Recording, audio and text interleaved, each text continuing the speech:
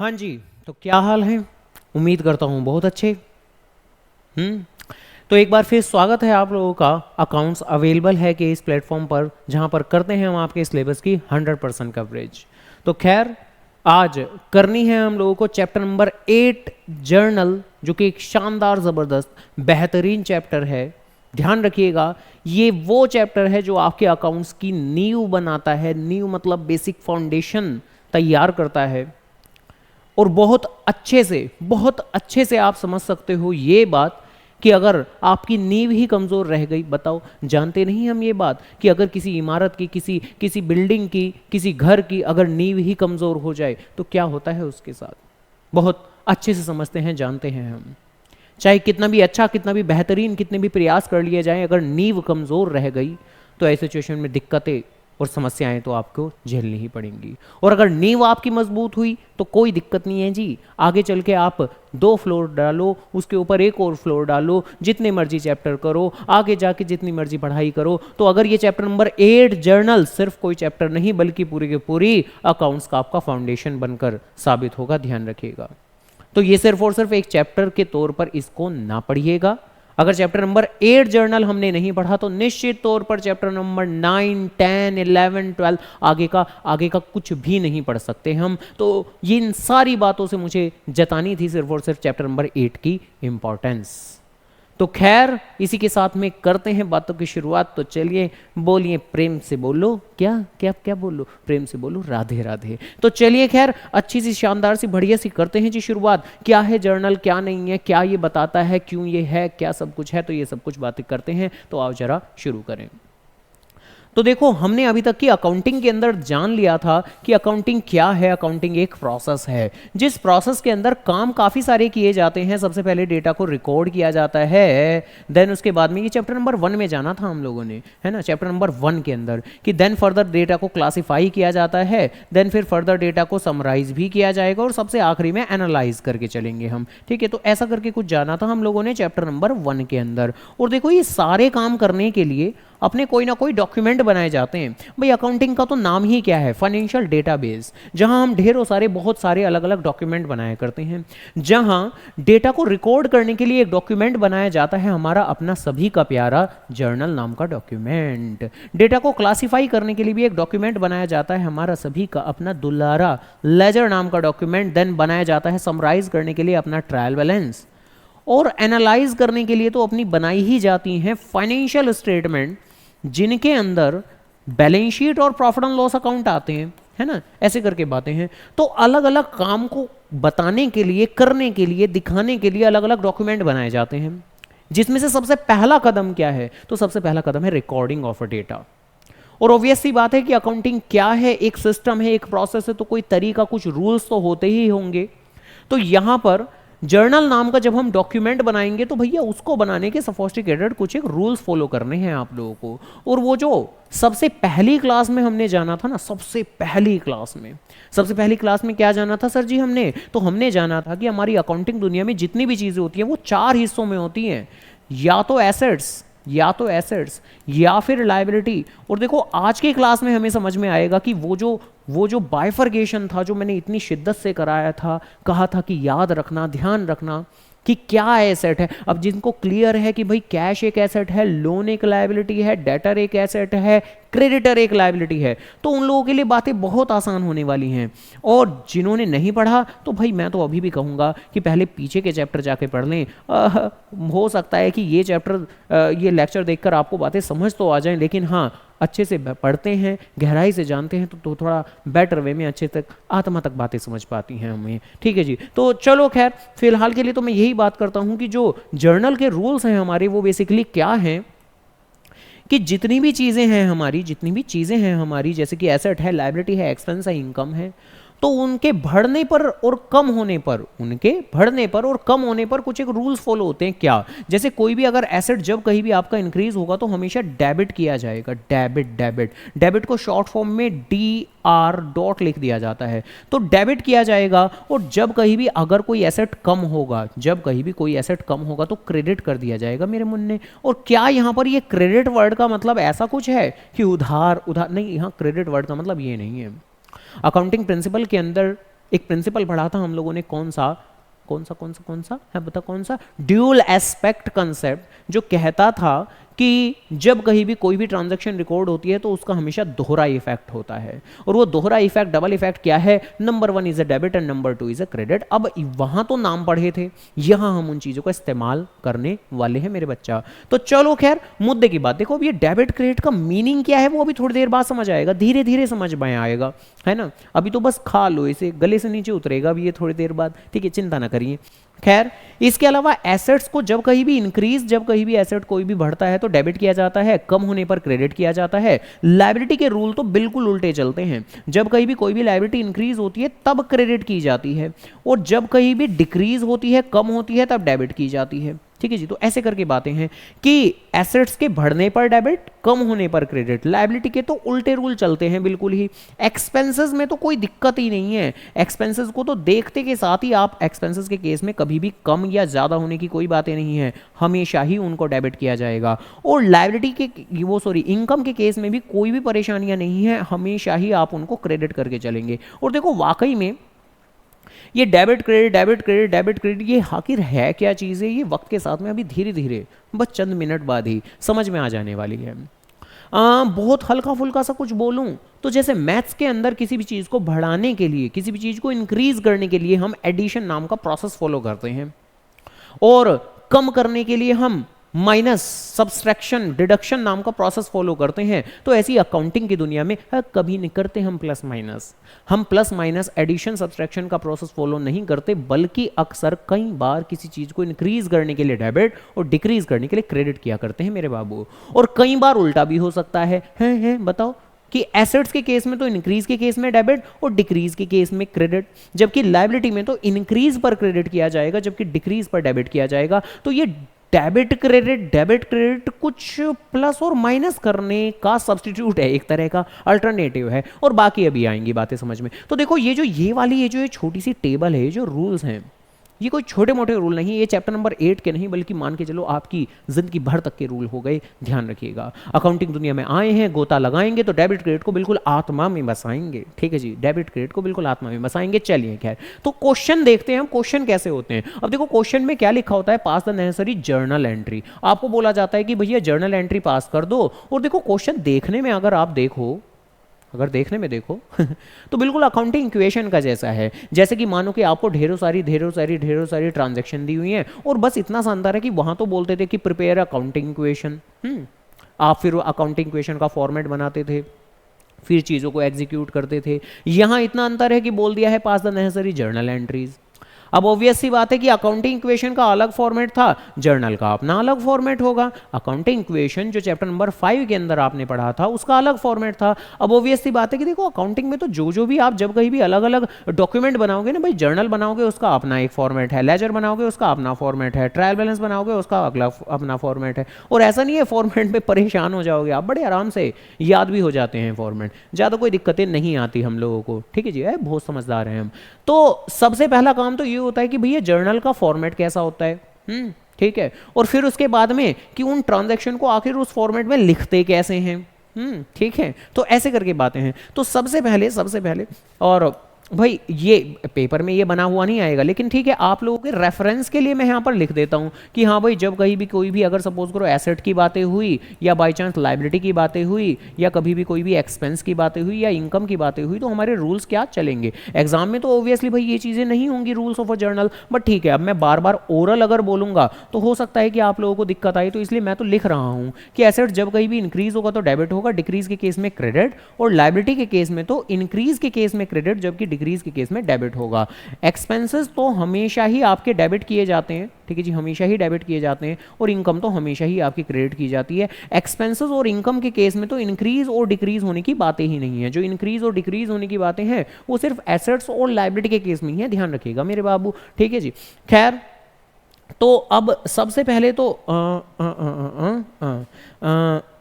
Format देखते हैं क्या गाना गाएंगे अब कोई, हाँ ना ना ना ना ना ना ना, हाँ गाना गाएंगे, थोड़ा बहुत तो गाना गा ही लेना चाहिए। तो सबसे पहले ऑब्वियसली जैसे जैसे मैं लाइनें ड्रॉ कर रहा हूँ, ठीक है जी, आपको लाइन्स ड्रॉ करनी है, चाहे साथ के साथ आप चाहो तो अगर अगर अगर कॉपी में लिख रहे हो, जो कि नालायक हो, तुम कभी नहीं लिखते हो वीडियो देखते हुए, क्लासेस देखते हुए, सर जी हम तो बिस्तर में लेट जाते हैं आराम से बिस्तर में लेट जाके मत देखा करो, ठीक है जी।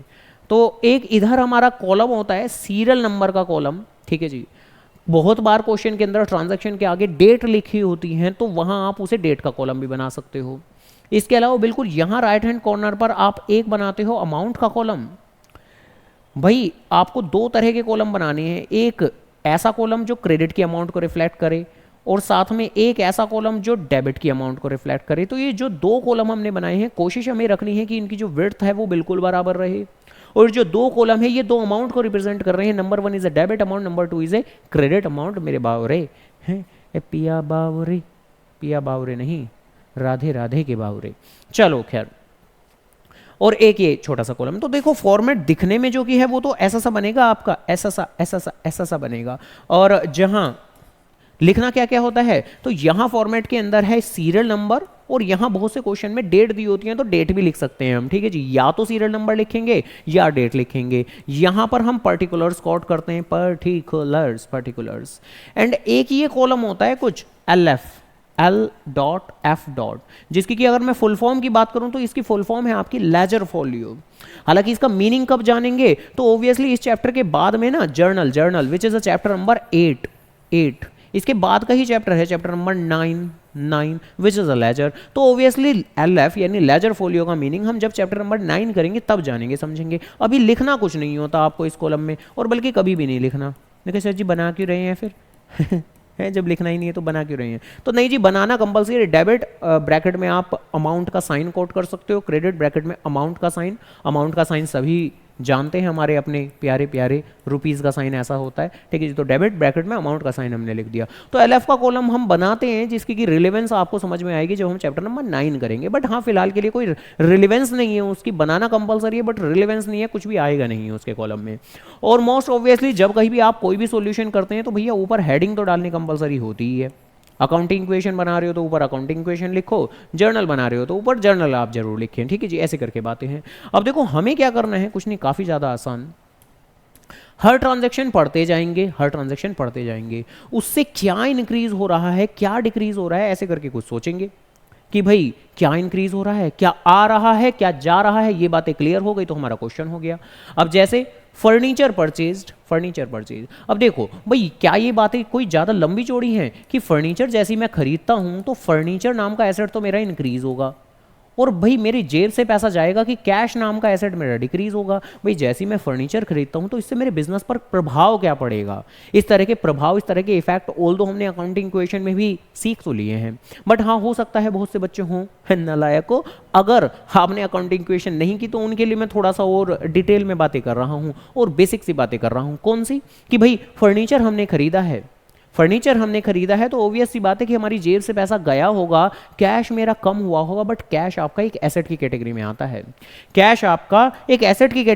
है। और ऑब्वियस सी बात है कि कैश जा रहा है विच इज एन एसेट अगर कम हो रहा है तो ऑब्वियसली एक क्रेडिट होना चाहिए। तो कैश शुड बी क्रेडिटेड, क्यों, क्योंकि कैश एक एसेट है, एसेट कम होता है तो क्रेडिट होता है। और ऑब्वियस सी बात है कि फर्नीचर खरीदने से फर्नीचर तो आ रहा है, फर्नीचर तो बढ़ रहा है, फर्नीचर तो इंक्रीज हो रहा है, तो ऑब्वियस सी बात है कि फर्नीचर इज ऑल्सो एसेट, तो वी शुड बी डेबिटेड। तो डन। यहां पहली एंट्री में तो देखो हम लोगों ने कर लिया, क्या कर लिया, हमने कंक्लूड कर लिया कि which account should be debited and which account should be credited.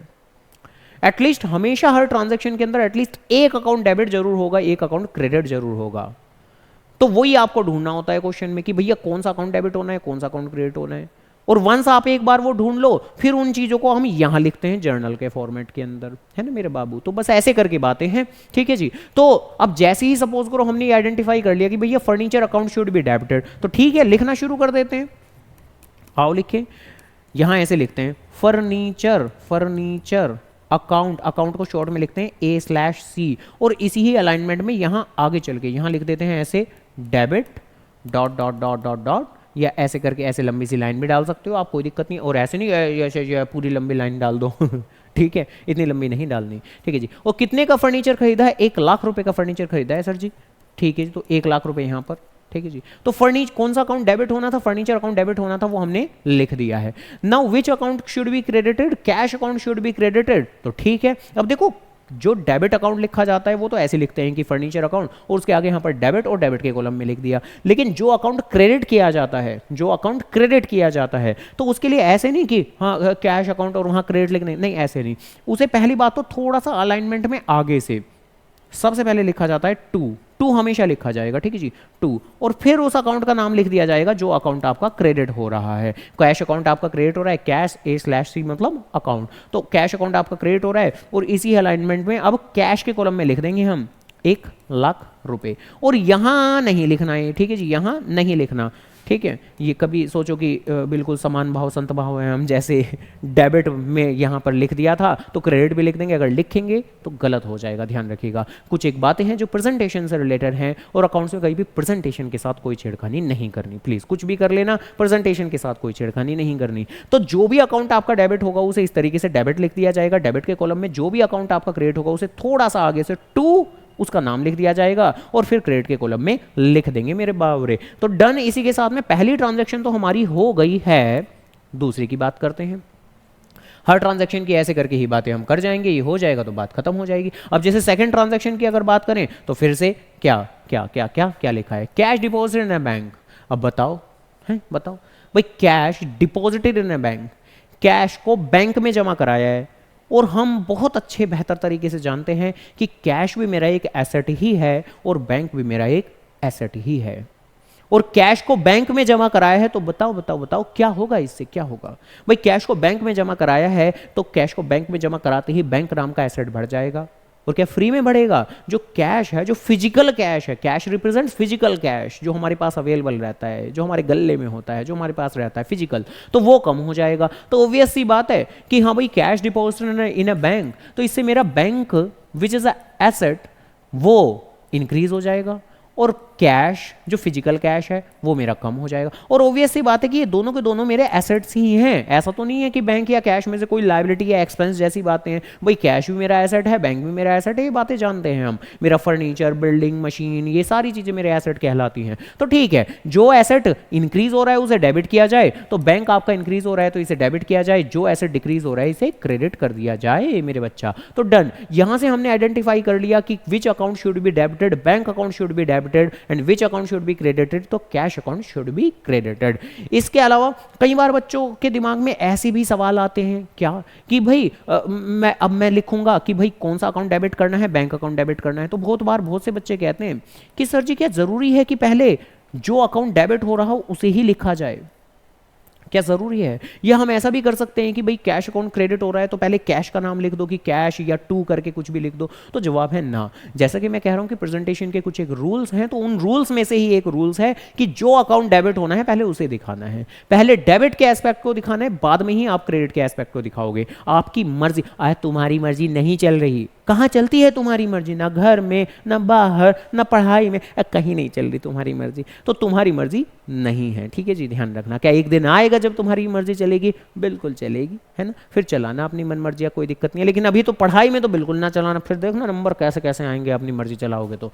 खैर, तो अभी मर्जी नहीं चलानी है अपनी, है ना, जिद्दी नहीं बनना, बातें माननी है। किसकी बातें माननी है? परिवार वालों की बातें माननी है, मम्मी की बात मानेंगे, पापा की बात मानेंगे, बड़े भाई की, बहन की बात मानेंगे, टीचर की बात मानेंगे, सबकी बातें मानेंगे, तभी अच्छे बच्चे बनेंगे, है ना। चलो खैर, तो डन जी डन। तो bank account should be debited how much amount? 5000। तो ठीक है जी, ओके, 5000 रुपए, ऐसे करके आगे मेरी बात मेरे बच्चा। और बस कैश अकाउंट क्रेडिट होना चाहिए, तो थोड़ा सा आगे से ऐसे लिखा टू कैश अकाउंट, और बस यहां लिख दिया अपना 5000, ठीक है जी, ऐसे करके। क्या बात खत्म हो गई? नहीं, एक छोटी सी बात और करनी है। क्या कि देखो, जैसी हर एक ट्रांजैक्शन आप रिकॉर्ड कर दो तो उसके नीचे हम देते हैं नरेशन। नरेशन का मतलब क्या होता है? नरेशन का मतलब होता है कि आप ट्रांजैक्शन की डिस्क्रिप्शन दे रहे हो, जिसमें पहला वर्ड होता है कॉमन, बीइंग। बीइंग नरेशन देते हैं हर ट्रांजैक्शन को। जैसे रिकॉर्ड कर लिया कि भाई this account should be debited, this account should be credited, तो उसके बाद में हम नरेशन देते हैं। नरेशन में क्या लिख देते हैं? बीइंग, जो भी आपने काम किया है, आपने क्या काम किया है? Purchase furniture, purchased furniture, purchase furniture in cash, ठीक है जी, आप लैंग्वेज अपनी वर्ड्स में लिख सकते हो, कोई दिक्कत की बात नहीं है। Being furniture purchase in cash, being purchase furniture in cash, मतलब यहाँ ट्रांजैक्शन की आपको डिस्क्रिप्शन देनी होती है, बस बात खत्म। बैंक, और यहाँ भी दोगे नरेशन, ठीक है जी, सीधी सी बात है। बीइंग क्या किया, क्या है आपने, being cash deposited in bank, ठीक है जी, कुछ भी लिख सकते हो आप, अपनी मर्जी से लैंग्वेज बना सकते हो, बस इररिलेवेंट बातें नहीं लिखनी है, सीधी सी बात है। और फॉर्मेट के हिसाब से, अगर मैं एग्जैक्ट फॉर्मेट के हिसाब से बात करूं तो देखो, जब कहीं भी आपकी एक एंट्री हो जाए तो उसके बाद में आपको एक लाइन ड्रॉ कर देनी होती है, बस एक छोटी सी लाइन, ठीक है जी, इससे आपकी प्रेजेंटेशन थोड़ी अच्छी लगती है, बस इतनी सी बातें हैं, ठीक है। जैसी एक एंट्री हो जाए तो एक लाइन ड्रॉ कर दें, और उस लाइन को यहाँ सीरियल नंबर के कॉलम में नहीं लेके आना है, और डेबिट और क्रेडिट के जो अमाउंट के कॉलम है यहाँ पर नहीं लेके आना है। तो उम्मीद करता हूँ अब ये तो हमें अच्छे से क्लियर हो गया है कि भाई फॉर्मेट में चीज़ों को लिखा कैसे जाता है। वंस अगर किसी भी ट्रांजेक्शन में हम ये आइडेंटिफाई कर लें कि which account should be debited and which account is to be credited, तो फिर लिखना तो हम लोगों को आ गया है कि पहले जो भी अकाउंट डेबिट हो रहा है वो अकाउंट डेबिट ऐसे करके लिखो, जो भी अकाउंट क्रेडिट हो रहा है तो उसके यहाँ क्रेडिट नहीं लिखना, उसे थोड़ा सा आगे करके लिखेंगे, पहले टू लिखेंगे और फिर उसका नाम लिख देंगे, बस बात खत्म हो गई इतनी सी। तो अब जो बाकी की ट्रांजैक्शन है,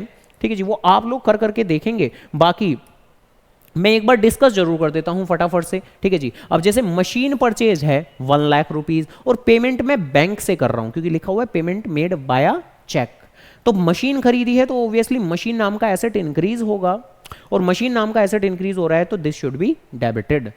इसके अलावा मैं चेक से पेमेंट कर रहा हूं तो ऑब्वियसली मेरे बैंक से पैसा कट जाएगा, मेरे बैंक से पैसा डिडक्ट हो जाएगा, तो bank account should be credited. जो एसेट बढ़ रहा है उसे डेबिट करो, जो एसेट गिर रहा है उसे क्रेडिट करो, बस बात खत्म। तो machine account should be debited and bank account should be credited. अब जरा इस ट्रांजैक्शन को जरा ध्यान से सुनिएगा, क्या लिखा हुआ है, टेकन अ लोन, क्योंकि अभी तक की जो 3 ट्रांजैक्शन थी उनके अंदर सब में एसेट्स की बातें आ रही थी। अब ये बाकी नालायक नहीं आएंगे क्या कभी लायबिलिटी, एक्सपेंस, ये भी तो आएंगे। तो अगली जो ट्रांजैक्शन है इसके अंदर आ गई हैं बातें अपनी प्यारी प्यारी लोन की।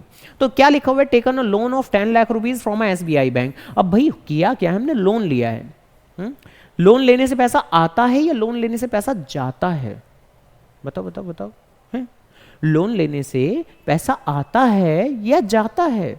भाई लोन लेते वक्त तो पैसा आता ही है, वो बात अलग है, बाद में चुकाना भी तो पड़ेगा, तो बाद में तो पैसा जाएगा, बाद में तो आप रीपे करोगे। मगर बात हमें बाद की नहीं करनी, बात हमें आज की करनी है। और आज तो आपने लोन लिया है तो आज तो पैसा आएगा ही, तो आज पैसा आएगा और वो सीधा आपके अकाउंट में डालते हैं, कैश में नहीं देते वो पैसा। बैंक से जब आप लोन लोगे तो आपके अकाउंट में डालते हैं पैसा। तो यहां क्या होने वाला है जरा ध्यान से सुन लीजिएगा। जैसे ही हम लोन ले रहे हैं तो पहला नंबर 1 हमारे अकाउंट में पैसे आएंगे, हमारे बैंक अकाउंट का बैलेंस बढ़ जाएगा। ऑब्वियसली बात है कि बैंक में रहे एक एसेट है तो भाई which account should be debited, तो bank account should be debited, सीधी सी बात है, क्योंकि हमारे बैंक में पैसा आ रहा है, बैंक हमारा एसेट है, एसेट बढ़ता है तो डेबिट ही होता है। लेकिन साइड बाय साइड आपने लोन लिया है, आपके ऊपर एक लायबिलिटी भी तो क्रिएट हो रही है। ये तो हमने सबसे शुरुआती क्लासेस में पढ़ा हुआ है कि लोन हमारी एक लायबिलिटी होती है, बर्डन होता है। लायबिलिटी का मतलब बर्डन। तो जैसे ही हम लोन ले लेंगे तो हमारे ऊपर बर्डन भी बढ़ जाएगा, और हम जानते हैं अच्छे से बेहतर तरीके से कि लायबिलिटी जब कहीं भी इंक्रीज होती है तो क्रेडिट होती है मेरे बच्चा। तो डन। यहां दूसरी जो चीज हम करेंगे, loan which is a liability, वो इंक्रीज होने जा रही है तो उसको क्रेडिट कर देंगे। तो done. Which account should be debited, bank account should be debited and loan account should be credited. तो जर्नल एंट्री जब आप लिखोगे तो बैंक अकाउंट को आप डेबिट करोगे, और टू के आगे क्या लिखोगे, किसका नाम, कौन सा अकाउंट क्रेडिट होना है, लोन अकाउंट क्रेडिट होना है, तो टू लोन अकाउंट ऐसे करके लिख देंगे आप लोग, ठीक है जी। इसके अलावा कैश विड्रॉल फ्रॉम बैंक, ये तो कर लेंगे हम, सर जी ये तो कर लेंगे। Cash withdrawal from bank, bank से पैसा निकाला है, बैंक नाम का एसेट कम हो जाएगा और कैश नाम का एसेट बढ़ जाएगा। बैंक से पैसा निकाला है तो बैंक नाम का एसेट कम हो जाएगा और कैश नाम का एसेट बढ़ जाएगा। जो एसेट बढ़ रहा है उसे डेबिट करिए, क्योंकि जो एसेट बढ़ता है उसे डेबिट करते हैं हम, तो कैश को डेबिट करिए, और जो एसेट कम हो रहा है उसको क्रेडिट करिए, तो बैंक को क्रेडिट करिए। तो ये तो आसान है sir ji. Repayment of a loan, देखिए ये भी कर लेंगे sir ji repayment of a loan क्या होना है, इसमें लोन को रिपे कर दिया है। देखो जब लोन लिया है तब तो बैंक में पैसे आए थे, तब तो मेरे ऊपर बर्डन भी बढ़ रहा था। तो जब मैंने लोन लिया था तब बैंक में भी पैसे आए थे और तब बर्डन भी बढ़ रहा था। अब जब वापस कर रहा हूं लोन तो बैंक से भी पैसा जाएगा और लोन नाम की लायबिलिटी भी कम होगी। अब ये थोड़ी ना लोन नाम की लायबिलिटी जिंदगी भर तक रहेगी हमारे ऊपर, जैसे जैसे रीपे करते जाएंगे लायबिलिटी कम होती जाएगी, सीधी सी बातें हैं मेरे बच्चा। तो खैर खैर खैर क्या करेंगे, क्या सोचेंगे हम यहाँ पर, भाई सीधी सी बात है, लायबिलिटी कम हो रही है और बैंक से पैसा जा रहा है। तो बैंक से पैसा जा रहा है, बैंक तो एक एसेट है, एसेट कम हो रहा है तो क्रेडिट होना चाहिए, ठीक है जी। तो यहां पर बैंक एक एसेट है तो वो तो क्रेडिट होना चाहिए, और लोन नाम की लायबिलिटी कम होने जा रही है, और लायबिलिटी जब कहीं भी कम होती है तो एज पर द रूल्स वो डेबिट होनी चाहिए, तो लोन यहां पर डेबिट हो जाएगा। तो ऐसे करके बातें हैं मेरे बाबूरे, है ना। चलो जी ठीक है, ओके। तो इसी के साथ में हमारी ये बेसिक बातें शुरू हुई हैं, है ना। अभी तो ये जो बेसिक नींव रखने की हमने बातें कही थी कि चैप्टर नंबर 8 आपका कोई चैप्टर नहीं है बल्कि बेसिक फाउंडेशन है आपकी एंटायर अकाउंटिंग का, तो उसकी जस्ट शुरुआत हुई है, बिल्कुल जस्ट बिगनिंग हुई है। ये कोई छोटा चैप्टर नहीं और ये कोई गैर जरूरी चैप्टर नहीं, बहुत ज़्यादा ज़रूरी, बहुत ज़्यादा इंपॉर्टेंट, खाली एक लेक्चर में तो बात नहीं बन सकती। तो लगातार जुड़े रहिए, लगातार देखते रहिए। अगर आपको अकाउंट्स में अच्छा बनना है, बेहतर बनना है, तो लगातार जुड़े रहिए। अगले पार्ट को भी डेडिकेटेडली देखिए। अगर किसी भी पॉइंट के अंदर कोई दिक्कत परेशानी आती है, समस्या आती है, तो जरूर कमेंट सेक्शन के अंदर पूछिए। तो चलिए खैर फिलहाल के लिए मेरी बात खत्म होती है। तो इसी के साथ अकाउंट्स अवेलेबल है ही, एट अवेलेबल है। तो किरण टाटा बाय बाय।